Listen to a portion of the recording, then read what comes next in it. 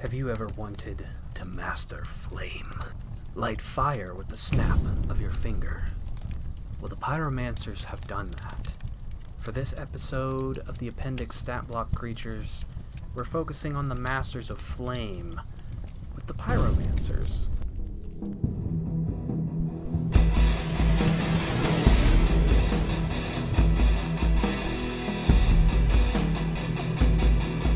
Hello, my name is Anthony, welcome to DM Dungeon Mastery, and I'm going to be showing you my creatures that I come up with because I have autism and this is what my autism hard focuses on. It's making creature stat blocks for D&D 5e.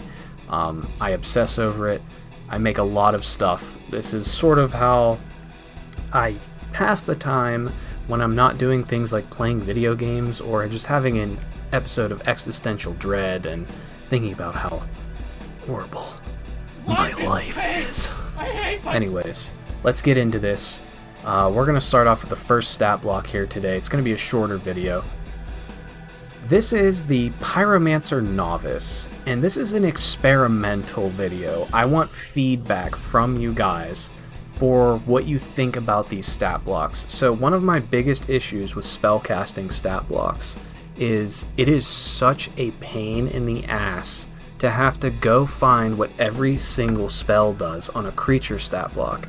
It takes so long, you have to prep even more when you're not using something like D&D Beyond. I don't like D&D Beyond. I only use it for whenever I'm looking up, maybe an image for a creature, or maybe I might reference it to see what the most up-to-date version of a stat block is, or maybe a ruling, but I really don't like D&D Beyond because I have a ton of physical media for a reason. Dungeons & Dragons is meant to be played at a table where you can look at your friends and, have a good time like you should, because we're human beings and we need interaction with other humans or we go insane. So this is my theory on making custom spells that aren't necessarily like player character spells. So you're going to see on this Pyromancer Novice here, we're going to go through it kind of quickly because it's a little boring when I just read everything verbatim off the stat block. But you'll see here, this is a Pyromancer Novice, and if you're new here, you'll notice the challenge rating is tier 1. I don't use challenge rating anymore. I've recently switched to using tiers, and I'll put the image on screen with what I mean when I say tier. Tier 1 is player levels 1 through 4, or the local hero tier. This is meant for lower level characters to fight. So these are your low level spellcasters, but they're really simple to run because everything is laid out for you on the stat block, as you'll see. So you don't have to go look up, what does this cantrip do? I've never heard of this cantrip, or I've heard of this cantrip, but I don't know what it does. Does it force a saving throw or what? You don't have to do any of that. This is all on the stat block for you. So you'll see this is a very simple stat block. I gave Pyromancers a nature proficiency because I feel like that kind of fits with the Pyromancer. Pyromancy is an element, so maybe, they're in tune with that element, so I gave them a nature proficiency. And they're also resistant to fire because, it makes sense, right? They master flame. These guys are more like sorcerers, I picture, where they kind of are born with the ability to, cast fire-related spells, so they might wake up one day and they accidentally burn their house down, and then they have to go find a conclave of pyromancers out in the swamp somewhere where it's hard to burn things down because everything is boggy and murky. I kind of get that from Dark Souls 1 lore. Pyromancers come from the Great Swamp. So let's look at the actions here. No special traits other than spellcasting. It just tells you what his spellcasting ability modifier is and what ability it uses. So it uses charisma, then it tells you the saving throws. I've bolded it, so if you need to glance over it quickly, you can do that. And because these are custom spells, I put in here, for the purposes of counterspell, all of his spells that are like innate count as level 2. So let's look at the first cantrip here. This is Sizzling Touch. So his hands are on fire, he grabs you, it deals 3d4 plus 2 fire damage. Fire Bead is the second one. This is like he throws a little ball of fire at you. It does 1d8 fire damage, but this is a ranged attack, so this is 60 feet of range. Not super long like an Eldritch Blast, where it would be like 120 feet, so they have to somewhat get into, a scuffle with you. But you can use these guys en masse because they only have 11 hit points, only have an armor class of 10, and you don't have to look up what these spells do. I mean, you don't have to keep track of them because they're cantrips. And then we have Searing Stream, so I picture, he throws his hands up and this little burst of flame comes from the ground. So this requires a dexterity save where you take 1d10 fire damage. That's good for player characters that have incredibly high armor class. That's how you get around high armor class. You force a saving throw. So Searing Stream is that. So you have something that covers all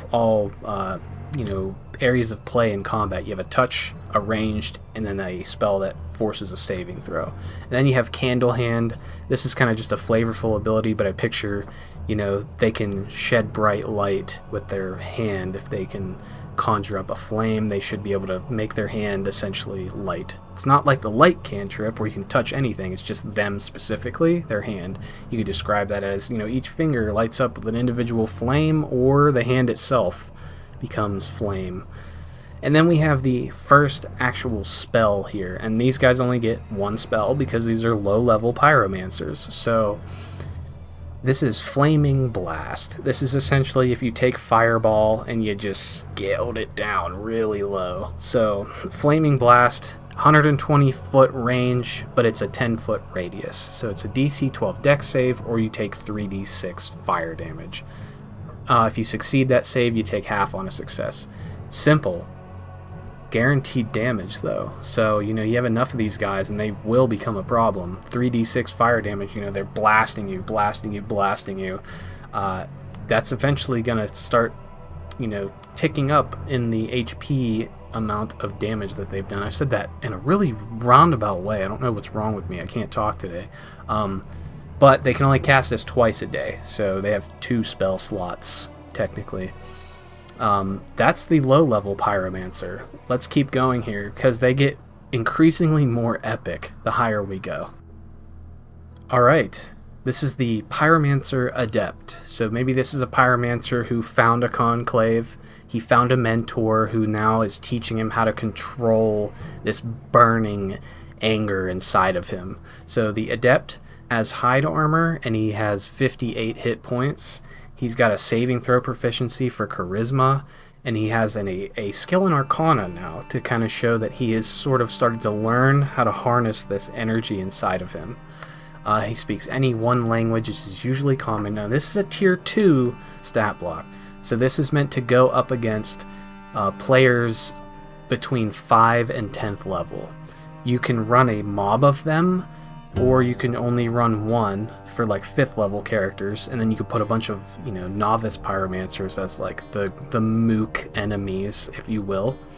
But let's look here. So this is where I would like to see opinions. So what I tried to do is, for every tier that we go up with the spellcaster stat blocks, I change around the names of the spells, and I might be doing way too much by doing this, but I just wanted to kind of show that like the spell is growing in power also. So Sizzling Touch becomes Burning Touch, and it does more damage. And then we have Fire Bead becomes Fire Orb. And then he can now cast a Flaming Geyser, and then Candle Hand stays the same. But this is where it starts getting interesting, because now we have way more innate spells. So those cantrips aren't going to be used as often. You're pretty much never going to use those now that you have the innate spells. So maybe I did go overboard by, changing the names on everything. But I'm insane, and that's how my autism works. I'm sorry. Anyways, let's look at these innate spells here. So, a lot of them. So we have Blazing Blast now. So this is the upgraded version of the Flaming Blast. So this is now Blazing Blast, and it does 8d8 fire damage, and it's a 15-foot radius. So I think it's slightly smaller than a fireball. So there's nothing on here that's called Fireball. So your players might get mad at that. Also, keep in mind, this Pyromancer's spells all count as level 4 for the purposes of Counterspell. So Blazing Blast, you know, just a simple 8d8 fire damage. And then he has Ashen Rain. So I picture he conjures up, you know, this poisonous ash that rains down from above. And I think I actually need to give him a resistance or an immunity to poison damage, because his internal body temperature should be so hot that poison can't take hold. So I'm probably going to do that with all these pyromancers. He also has an immunity to fire damage. I know I'm all over the place. I apologize. I skimmed over that. I forgot to mention that. Now he has harnessed that power of flame. But Ashen Rain does poison damage, and it can poison you for 1 minute, and then you have to repeat the save at the end of your turns to end. It just gives him something. So if you have a Forge Domain Cleric that gains literal immunity to fire damage, he has something he can do. I got a lot of my ideas for these spells from Dark Souls 1's Pyromancies. And the next one we have is Scorched Earth. This is a 120-foot range, but it's only a 30-foot radius. So in a 30-foot radius, he ignites the terrain, and he makes it flammable for he ignites flammable terrain for 1 minute. Creatures entering or starting in the area take 5d6 fire damage. No save, they just take the damage, but it's stationary. They can move out of it. It's just a flavorful thing. I mean, you can have a horde of these pyromancers attacking a village and just setting it on fire, and then your players now have a problem on their hand. And then we have Spontaneous Combustion. This is a touch spell, so the pyromancer has to get in really close, but if he does, the creature that he touches has to make a DC 15 con save, or they take 14d6 fire damage. So he literally makes your body hit its flash point and catch on fire, bursting you into flames. It's horrifying and almost epic. It's pretty scary. And then we have Acrid Mist, just another attack that doesn't do a lot of damage, but it's there for when he has a creature that is immune to fire damage. These make good lackeys for a red dragon, by the way. This does 6d6 acid damage, and it's a cone. It's only 15 feet, and then you succeed, you take half damage on a success. Pretty simple. Now this next ability here called Spit Magma. This is not a spell. This is a spell-like ability. This is something that the pyromancer adapts and learns how to use. So he spits quickly cooling molten rock on the creature. It takes a d6 fire damage, and then it gets restrained. DC 15 strength to break out. Pretty simple. It's just a way to lock you down. He's sacrificing a lot to use that. It's very, very little damage, but it does lock you down. I might increase the damage to 2d6 just because I feel like I probably underdid that a little bit, just so he has an actual reason to use it. Moving into the bonus actions here, he has Flaming Stride, so he kind of like skirts himself across the ground, and he leaves a trail of fire, and then every creature in that line takes 3d4 fire damage. But this counts as a teleport, so he almost like opens up a fiery portal and blinks through it to the other side. But then in his path that he moves, he leaves a flaming line of fire. It's just a way to give him mobility. And then he has Burning Vengeance. This is kind of like that Retribution spell, I think Infernal Retribution. Warlocks get it. Whenever he gets hit with an attack, if you're within 60 feet, he can force you to make a dex save or take 2d10 fire damage. So a lot of damage is front-loaded heavily, much like how Wizards of the Coast's design philosophy is with fire spells. Most of the fire spells deal the most damage, and then they don't really do much of anything else other than damage, so I tried to keep that theme here. So that's a Pyromancer Adept, and like I said, it only gets more epic the further up we go, so let's move into the next one. Okay, here we are. This is a Master Pyromancer. This is Tier 3. This is meant for player characters between levels 11 and 16, Masters of the Realm. He actually has traits now. He has more saving throws with Dexterity, Constitution, and Charisma. Pyromancers are Charisma-based casters, by the way, because that's kind of what sorcerers use, I'm pretty sure, so I think that fits. They're trying to harness the anger, and the power of flame is a very anger-based, element. That's what I was trying to think of. I just realized also you could use these if you're doing like an Avatar The Last Airbender campaign or something. You could use these guys as your Fire Nation characters. We have Molten Blood. So now when you hit the Pyromancer with a melee attack within 5 feet, you take 2d6 fire damage as you get sprayed with blood that is literally boiling hot. He has Heat Mirage, so he has those heat fumes that come up from his body because he is literally that hot. So ranged attack rolls that are targeting him from more than 10 feet away have disadvantage. And then he has Fire Absorption. So now he is so in tune with fire that it reconstitutes his body, and he heals whenever he takes fire damage. So he can cast area of effect spells at the ground on himself to heal himself. So now this Pyromancer, only with 93 hit points, can heal himself very consistently. So players need to get those weapons that, I think it's a Sword of Wounding, that can prevent a creature from regaining hit points, or Chill Touch, I think, does that. Yeah, I'm pretty sure it's Chill Touch. It's a Necromancer cantrip that you can prevent a creature from regaining hit points till the start of your next turn. I don't think those get enough use. I mean, like, you only ever have a reason to use that against a troll, so I feel like stuff like that should be more useful. So let's move it. Let's keep going. This character has a sword, and I only did that to fill the empty space in the stat block, so you're really never going to use it unless for whatever reason he's in like an anti-magic cone. He has to have a weapon. Yeah, so you'll see his cantrips have hit their second evolution now, so his Sizzling Touch has now become Molten Touch. He has Lava Orb instead of Fire Bead. He has Lava Geyser, so now his fire has become lava. We'll move into his innate spells here, and the damage is really going to ramp up here. You're going to see here, because these are for levels 11 through 16 player characters. They have a lot of hit points at these levels. You need to have something that does a lot of damage. Firestorm, it's a 30-foot radius, it does 12d8 fire damage. Ashen Storm instead of what, I don't even remember what I called it. I made so many names for these. I probably shouldn't have did that, but I just wanted to differentiate these. So if you're running multiple Pyromancers at different tiers, your players don't get confused. And also, his spells count as level 6. So every one of his spells count as level 6. So we have Firestorm. Ashen Storm does 12d6 poison damage, and it poisons you for 1 minute. Scorched World now, instead of Scorched Terrain. Now creatures standing in the fire take 12d6 fire damage. We have Chaotic Combustion instead of Spontaneous Combustion.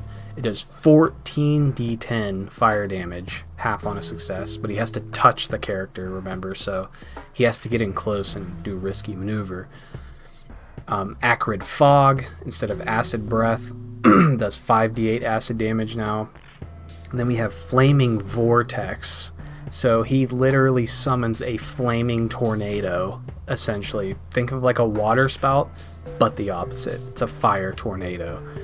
It's a 60-foot range, and then he summons a 20-foot radius, wide, 50-foot high, flaming vortex of fire. He's concentrating on this, and he can move it 20 feet as an action. So if creatures are entering or starting in that area, they're going to take 9d8 fire damage, and then they have to make a strength save, or they get pulled 20 feet into the center of it. And then they are sort of stuck in the center of it, and they have to escape with another strength save, and they get kind of just moved with this fire. That could be dispelled by Dispel Magic and stuff like that, obviously. Now we have Pyroclastic Stomp. So he stomps on the ground and he opens up a fissure, a steaming fissure, and the players fall into it. They try to avoid falling into it with a dex save. If they do fall in, they take 5d10 fire damage, and then they hit the ground at the bottom and they take 3d6 bludgeoning damage from the fall. But they fall into a 30-foot deep fissure, so it's a way to control the battlefield a little bit. So it's a little bit of an earth elemental-esque ability, I would say, even though he's a fire related creature. I feel like fire and earth are kind of like close together in the cosmology, if I'm not mistaken. I could be wrong, but Molten Slide and then Molten Vengeance are his final 2 attacks. Those are just beefed up versions of the prior. So now let's look at the most epic Pyromancer. The Pyromancer Magus. I lied to you, it's not the Pyromancer Magus. I changed the name at the last minute to Pyromancer Archon. So this guy has a ton of hit points. He has immunity to fire and poison. He's tier 4, so he's meant for players 17th level or higher, so 17 to 20. He gets a couple new special traits, so we'll look at those really quick. He has Cataclysmic Heat. This is what's really going to be dangerous. So his fire damage from his spells and his cantrips reduce a creature's hit point maximum by the damage dealt until targeted by 7th level healing or higher if that creature is not resistant or immune to fire damage. So potions of fire resistance are a literal must, or you're going to be having a very bad time. Or a barbarian would be okay as long as his rage would protect him from fire damage. So that's pretty dangerous. It's literally like the heat is so bad that you get Raiders of the Lost Ark, your face melts off because the flames are that hot. And then he also has legendary resistances because he is pretty legendary at this tier. This is like Firelord Ozai level of, I think I said his name right, I hope I did, so the Avatar fans don't tear me apart. His cantrips have become Chaos now. They're Molten Brand, Chaos Orb, Chaos Geyser. Again, that comes from my Dark Souls days. Chaos Fire was always the most powerful. So his normal spells have now become Chaos Storm, 16d8 fire damage. So he's got a fireball that does 16d8 damage. Ashen Maelstrom, so he summons a out to 300 feet, 60-foot radius of poisonous clouding rain, just this horrible 16d6 poison damage. Chaotic Combustion is still the same because that was already pretty powerful. It doesn't need to be any more powerful, I don't think. Acrid Smog, 5d10 acid damage, not super crazy. Infernal Vortex, now he summons 3 pillars of flame, and he can move them all with the same action. So he's become a master of the fire element. Like, this is going to be an absolute insane fight against your players, as long as they're not all somehow immune to fire damage, which would be quite depressing if they were. So definitely you're going to want to make sure they don't all have immunity or somehow. Resistance should be a must because there's a lot of damage. Now here's where the spells start getting insane as we go down to his now, which are 2 a day spells, but he also still has 3 a day spells. Plane of Fire. I love this ability. This spell is really cool. He turns the terrain into molten lava. Creatures entering or starting in the area have to make a DC 22 strength save, or they plunge into the lava, and they take 18d10 fire damage or 10d10 on a success to stay above the surface.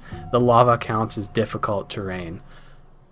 Disgusting. He's like opening up, he's turning the material plane into the plane of fire with a spell, and that is awesome. And he can stand in that and restore 18d10 hit points a turn until your players dispel that.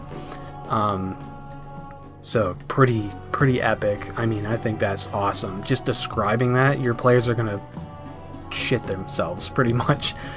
Chasm of Brimstone, it's just the pyroclastic fissure but stronger. They fall 80 feet instead of 30 feet into this one.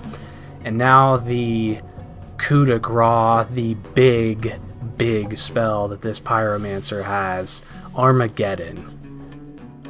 You have to have a 9th level equivalent custom spell here. This is Armageddon, so he has a 1 mile casting range of this. It is a 300 foot radius, 500 foot tall volcano that has a 50 foot epicenter. So within the 300 foot radius, right in the middle, there's a 50 foot radius. He has to concentrate on this, but he summons a massive volcano that erupts immediately. Creatures within the epicenter that are not flying fall into the mouth of the volcano. They take fall damage, which, remember, this is a 500-foot tall volcano, so they're going to max out on fall damage. So if that doesn't kill them, the 18d10 fire damage at the start of each of their turns will, and that is regardless of if they're in the lava or if they're climbing out, because lava is incredibly hot. It doesn't matter if you're not touching it. If you stood next to lava for more than like 5 to 10 seconds, you would hit your flashpoint and burst into flames. So you take 18d10 fire damage until you're out of the crater. Highly unlikely that you're going to survive that if you do not have resistance to fire damage. If you do not fall into the crater and you succeed that initial save, or if you're not in the epicenter, you don't fall in. As long as or if you're flying, you don't fall in. Now you have to make a dex save, or you're going to take 18d10 fire damage plus 10d10 bludgeoning damage. And it's like shooting out humongous molten balls of magma. It's a literal volcano. He's causing Armageddon. He can do this once per day. So if you have this Pyromancer in your world, his landscape should look like Mordor from Lord of the Rings. He can do this once per day. He can just summon volcanoes. Now he can use his action, as long as he's concentrating on this spell, to cause the volcano to erupt again, and he forces every creature within 300 feet to make a dex save or take the fire damage and the bludgeoning damage. If you're not immune to fire within 1 mile, you have to make a con save or you gain a level of exhaustion. And that's because when volcanoes erupt, they leave a choking ash cloud that just envelops everything in miles and miles, making, if the fire doesn't get you, the ash cloud is going to. Now if he loses concentration, the volcano remains permanently emitting heat and ash indefinitely after the spell ends. So he is literally shaping the world, as he should be, at essentially CR 17 to 20 is like what his CR rating is, and he does a ton of damage. I can't say that word on YouTube, but yeah, he does a ton of damage, and then he still has his teleport spell and his Molten Vengeance spell. So that's going to do it for the Pyromancers. Only 4 of them, but I don't think we need any more than 4 because they cover the tiers of play perfectly. Now, what I wanted to ask all of you is, do you think I went overboard? Do you think they need less spells? Do I have too many spells on their spell list? Because these stat blocks do get increasingly bigger as we go up. I tried to make them not super wordy, but you know, it's hard not to whenever you want to make a really powerful spell like Armageddon.